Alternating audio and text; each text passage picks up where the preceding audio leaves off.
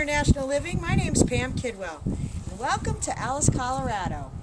We're up here at 10,000 feet, and you asked for a little video to ask why I want to be sent to Ecuador. Well, this is it.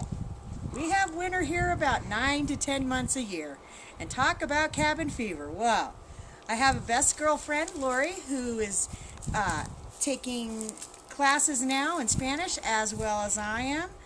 And I also write a little local column for our paper, one of the little local papers up here called the Fire Starter. It's all voluntary, but I'm pretty good, huh, Devin? Yeah, she's like top writer. She's pretty hilarious too. That's my grandson. He's pretty special. He thinks I write pretty funny stuff. But anyway, we'd love for you to send us to Ecuador. As you can see, cabin fever takes the best of us all up here, and we'd like to spend a month where we can get out and about and enjoy the beautiful countryside and learn new things about Ecuador. The property values up here are pretty depressed, and about 1 in 4 houses up here is going for foreclosure.